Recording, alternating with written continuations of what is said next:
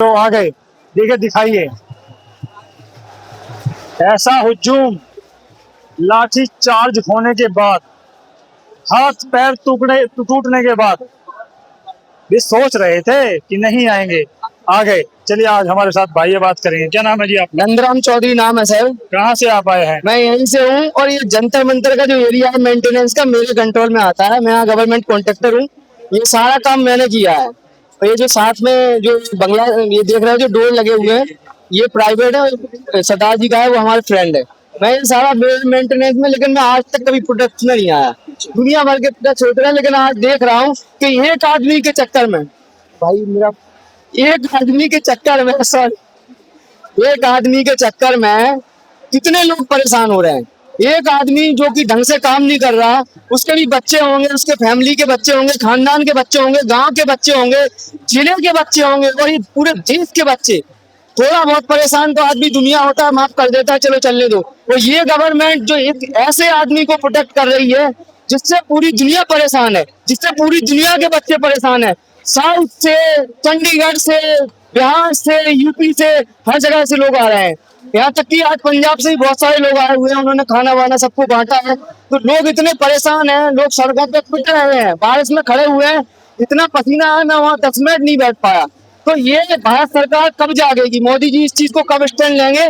छोटी छोटी चीज का तो वीडियो जो ये जो अपनी मीडिया है, जो फालतू मीडिया है, जो दलाल मीडिया है, जो घटिया मीडिया है, जिसको मतलब जिसके बारे में ऐसा इसमें बोल नहीं सकते कॉमन बात, लेकिन जितनी घटिया मीडिया अपनी है जो दिखाती नहीं है लोगों को कि लोग मर रहे हैं कितनी परेशानी में। एक भी आज तक वाला, एबीपी न्यूज वाला, ना कोई ऐसा इंटरनेशनल मीडिया वाला नहीं दिख रहा है। ये तो लठ बजवाने का काम करते और जो जरा सी किसी को, पुलिस वाले को जरा सी किसी को खरोंच आ जाए तो मीडिया वो दिखाती है जूम कर करके कि देखो पुलिस वालों पे ऐसा हुआ है।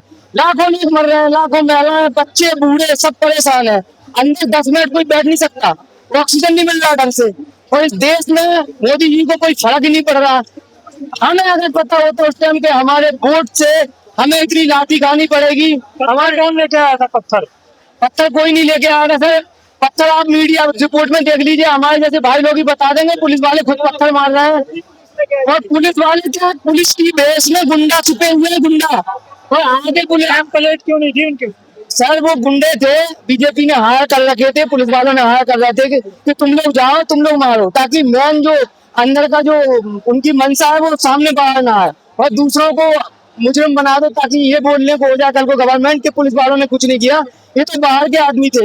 ये तो जो प्रोटेस्ट कर रहे हैं ये लोग थे जिन्होंने ऐसी बमबारी की है, ऐसे पत्थर मारे हैं, इस तरह की जो मतलब दिखाने के लिए मीडिया को उन्होंने मसाला दिया और कुछ नहीं।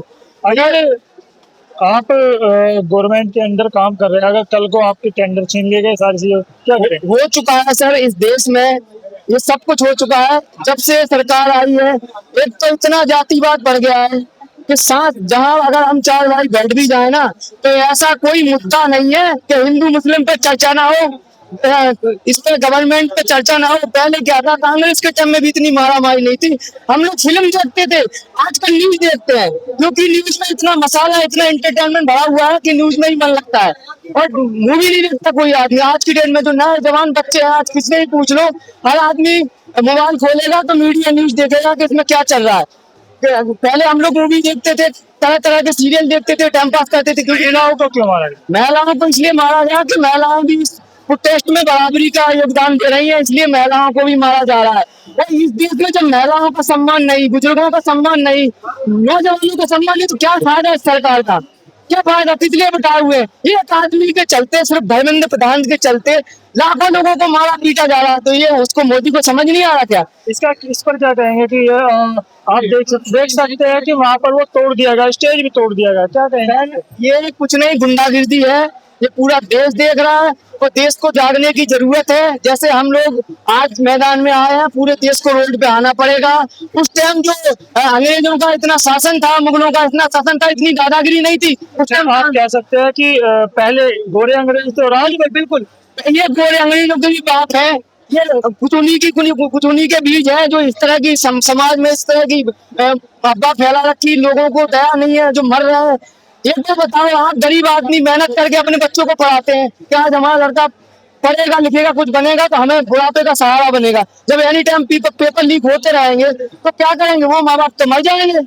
उनका क्या है, जितने आप इस एरिया में देख लीजिए, मैं ऑनलाइन कह रहा हूँ, कैमरे पे कह रहा हूँ, मेरा नाम नंदराम चौधरी है, मैं खुद पीएम हाउस में काम करता था और मेरी कंपनी भी इसमें दिल्ली सरकार में एनसीआर में आती है।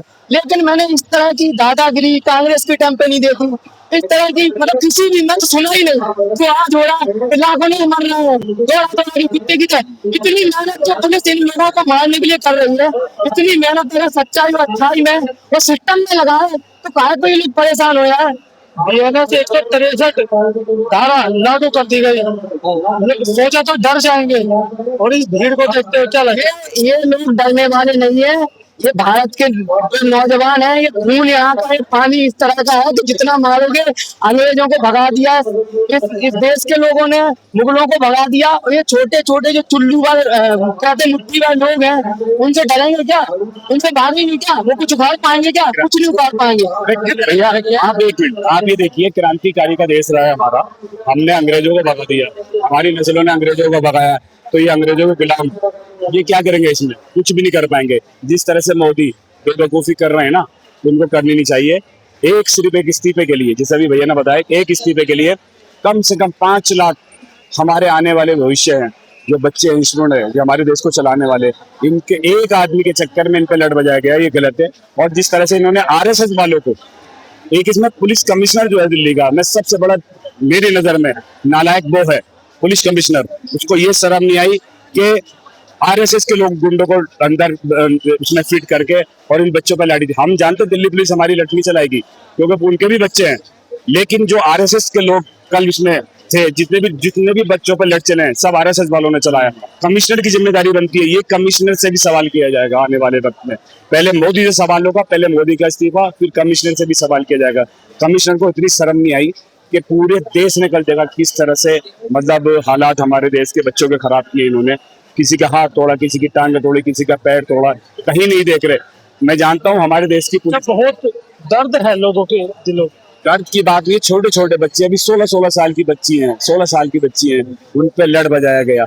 हमारी दिल्ली पुलिस अच्छी तरह जानती है कि बच्चे उनके भी वो लठ, वो गलत काम नहीं कर सकते। पुलिस होती है टाइट करने के लिए, लेकिन लठ चलाने के लिए लठ, जिस तरह से 1 महीने से अभी आपने देखा, ये हरामखोर क्या समझेंगे, सोनम वांगचुक जी जो देश का भविष्य है, उनको खींचते घसीटते हुए लेके गए हैं, क्या इससे उम्मीद रखेंगे। अगर जो ये इतने अच्छे होते ना, ये अगर जो मोदी और मोदी की सरकार में इतने अच्छे लोग होते, तो इनके बच्चे होते, बच्चे नहीं, इनको दर्द का नहीं पता। दर्द जिसको दर्द का पता होगा, हम क्यों चल के आए, हमारे बच्चे हैं, हमारे बच्चों के बराबर बच्चे, इन पर लाठी चार्ज हुआ है, तो हमें दर्द नहीं होगा। महिलाओं को बैड टच किया गया, कल जिस तरीके की स्थिति थी, गलत तरीके से छुआ गया, कपड़े तक फाड़ दिए गए, क्या देखिए, जो कल ये जंतर मंतर पे यूथों के साथ जो प्रोटेस्ट कर रहे हैं पेपर लीकिंग के मामले में, कल जो कृत्य किया गया है इस सरकार के द्वारा, पुलिस तो सरकार की मुखबर होती है और उसका वो चश्मा होता है, लेकिन ऑर्डर तो लॉ एंड ऑर्डर तो ऊपर से ही होते हैं। हम ढेर भर्त्सना करते हैं इस सरकार की, और जो ये डिक्टेटरशिप चला रहे हैं, और ये बिल्कुल नहीं होना चाहिए। बच्चे अपनी मांग के लिए, अपने अधिकारों के लिए जो प्रोटेस्ट कर रहे हैं, उनका लोकतांत्रिक अधिकार है, और यूथ के साथ इस प्रकार का कृत्य किया जाएगा तो देश कहाँ जाएगा, ये सभी लोगों को पता है। अब देश की स्थिति परिस्थिति भारतीय जनता पार्टी के नेताओं ने और इन मंत्रियों ने जो है बहुत खराब कर दी है, और हमारा देश बहुत ही पीछे चला गया है। देखिए 12 साल के अंदर इन्होंने क्या किया है, क्या लाठियां भाजने का काम किया है, सत्य को असत्य बनाने का काम किया है, भगवान तक भी नहीं छोड़ा इन्होंने, भगवान राम की मर्यादा को तार कर दिया है, मंदिरों से चोरी करके, और जो है अपने खजाने में भर रहे हैं। ये क्या जो यहाँ पर कर्मचारी हैं, क्या इतनी बड़ी चोरी कर सकते हैं? बिल्कुल भी नहीं कर सकते। चोर जी ने क्या, ये चंदा चोर इसलिए इनका, ये वोट चोर तो है ही, अब चंदा चोर भी हो गए, और ये आप यूथों का शोषण करने वाले बच्चों के साथ किस प्रकार से पूरे देश में कितने अराजकता तरीके से जो उन्होंने हो रहा है, हम इसकी गौर बरसना करते हैं। लोकतंत्र को खत्म कर दिया इन्होंने और हमें लोकतंत्र बचाना होगा। पूरा भारत का ये व्यक्ति जो सड़कों पे आएगा और इस शासक मोदी के शासन को, इसका सिंहासन को हम तोड़ के रखेंगे। ये इन्होंने इस देश को बर्बाद करने का काम किया, हमारे युवा को बर्बाद करने का काम किया, हमारे भविष्य को बर्बाद करने का काम किया, हमारे देश को बर्बाद करने का काम। अरे क्या जानेंगे, ये ना भी जी रहे हैं, ये ना भी जी रहे हैं। आजादी के लोग थे तो ये मुखबर अंग्रेजों की मुखबरी कर रहे थे। इनका इतिहास पूछो, ये इनका इतिहास जानो, ये सारे मुखबर हैं।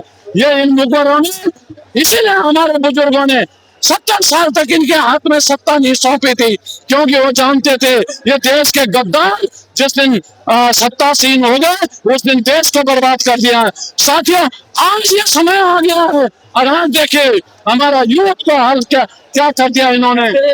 आमरण अनशन तो अब से पहले भी हुए, गांधी जी भी अनशन पर बैठे थे, उनका अनशन तुड़वाया गया, उसके बाद भी आमरण अनशन हुए। लेकिन ये एक ऐसा अनशन जिसको जैसे मरी हुई लाश उठा लेते हैं, जो महान साइंटिस्ट देश के, उनको उस तरीके से उठा लिया गया। बिल्कुल, देखिए जो वांछित साहब जो हैं उन्होंने इन बच्चों के भविष्य के लिए और देश के भविष्य के लिए जो है इतना बड़ा अपने शरीर को जो है एक जोखिम उठाने का काम किया है। अरे नमक का आंदोलन चला है, गांधी जी ने प्रोटेस्ट किए हैं, गांधी जी ने हंगर स्ट्राइक किए हैं उस समय के नेताओं ने, लेकिन अंग्रेजों ने कभी इस प्रकार का कृत्य नहीं किया है। जबकि वो हमारे देश में शासन कर रहे थे, हम उनको भगाने का काम कर रहे थे, लेकिन हमारे बुजुर्गों ने उनको, अंग्रेजों को भी भगाया और गांधी जी को इस देश का राष्ट्रपिता बनाया। लेकिन आज इन्होंने उस गांधी जी के देश को, वो नेहरू जी के देश बनाए हुए देश को इन्होंने तार तार कर दिया। और ये देखो इन्होंने बनाया क्या इस देश में, जो बनाया है पिछली सरकार ने बनाया। छात्रों के लिए क्या कहेंगे? एक सवाल आपसे कि छात्रों के लिए क्या कहेंगे आप? ये छात्रों के लिए देखिए, अगर ये कुछ करने वाले होते छात्रों के लिए तो आज छात्र रोड पे नहीं होते। आज पेपर लीकिंग का मामला, करोड़ों रुपए इन्होंने अपने घरों में भर दिया है, सबने फीस दी है और जब भी देखो पेपर लीक, जब भी देखो पेपर लीक। सबनेट कमेटियों में भी पेपर लीक हो रहे हैं, नीट के उसमें भी पेपर लीक हो रहे हैं। अब तुम्हारे पास इतना, तुम पढ़े लिखे होते तो तुम ये गिरफ्त नहीं करते, तुम अनपढ़ों की जमात है तुम्हारी, तुम जो पढ़े लिखे लोग थे मुरली मनोहर जोशी आडवाणी जैसे लोगों को इन्होंने अलग कर दिया है। ऐसे ही हम आपको जैसे बताया बाबूजी ने कि यहाँ पर जो धरना प्रोटेस्ट करने लोग आए और कल किस तरीके से यहाँ पर कृत्य किया गया, महिलाओं के लिए अत्याचार किए गए, छोटे बच्चों को मारा गया। और यहाँ आज देख सकते हैं किस तरीके से यूथ इकट्ठा है और अपनी बातों को रख रहा है कि आप हमें लाठियों से मारो, डंडों से मारो, लेकिन हम यहाँ डटे रहेंगे, अपनी बात को रखते रहेंगे, गांधी जी के सिद्धांतों पर चलते रहेंगे। ऐसे ही हम आपको लगातार खबरें दिखाते रहेंगे, बने रहिए। नमस्कार।